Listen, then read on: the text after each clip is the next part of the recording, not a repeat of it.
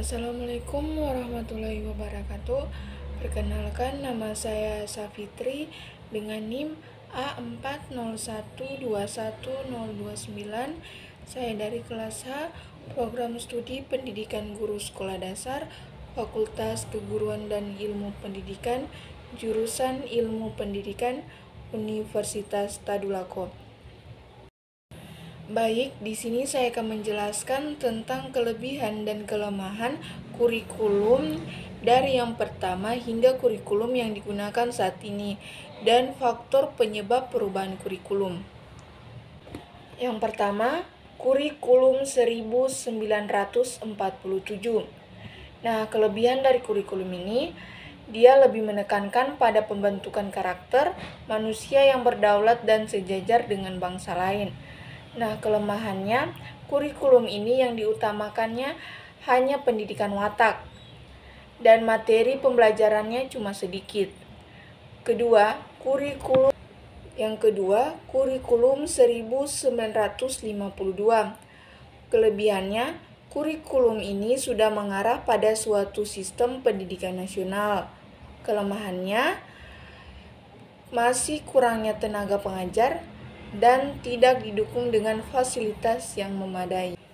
Keempat, yaitu kurikulum 1968. Kelebihannya, kurikulum ini bersifat politis dan tujuannya pada pembentukan manusia Pancasila sejati.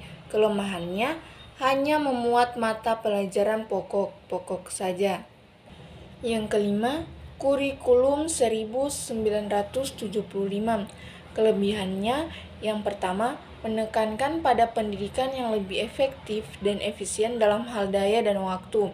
Kedua, menganut sistem yang senantiasa mengarah kepada tercapainya tujuan yang spesifik, dapat diukur dan dirumuskan dalam bentuk tingkah laku siswa.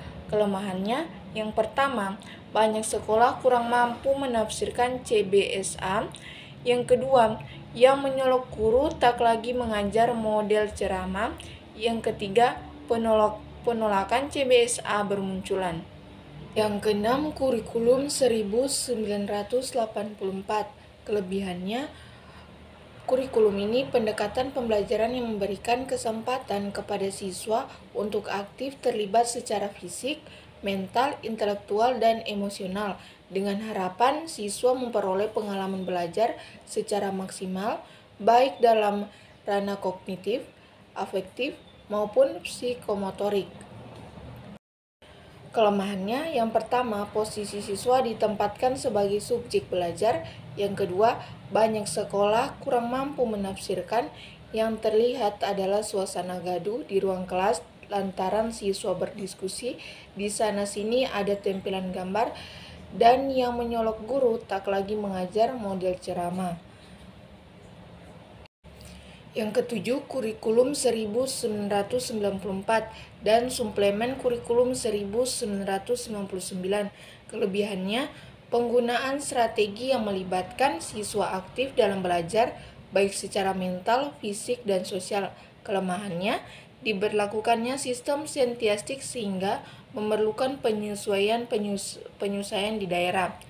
Kedelapan, kurikulum 2004. Kelebihannya, mengembangkan kompetensi-kompetensi siswa pada sikap aspek mata pelajaran dan bukan pada penekanan penyesuaian konten mata pelajaran itu sendiri. Kelemahannya, konsep KBK sering mengalami perubahan termasuk pada urutan SK dan KD sehingga menyulitkan guru untuk merancang pembelajaran secara berkelanjutan. Kurikulum 2006, kelebihannya mendorong terwujudnya otonomi daerah sekolah dalam penyelenggaraan. Kelemahannya, kurangnya SDM yang diharapkan mampu menjabarkan KTSP pada kebanyakan satuan pendidikan yang ada. Ke-10, kurikulum 2013. Kelebihannya, Kelam lebih menekankan pada pendidikan karakter, juga penting yang nantinya terintegrasi menjadi satu. Misalnya, pendidikan budi pekerti luhur dan karakter harus diintegrasikan ke semua program studi. Kelemahannya, pengintegrasian mata pelajaran IPA dan IPS dalam mata pelajaran bahasa Indonesia untuk jenjang pendidikan dasar tidak tepat karena rumpun ilmu pelajaran-pelajaran tersebut berbeda. Dan selanjutnya, faktor penyebab perubahan kurikulum. Faktor penyebab perubahan kurikulum itu antara lain sebagai berikut. 1. Adanya perkembangan dan perubahan bangsa yang satu dengan yang lain. Kedua, berkembangnya industri dan produksi atau teknologi. Yang ketiga, eksploitasi ilmu pengetahuan, dan lain-lain.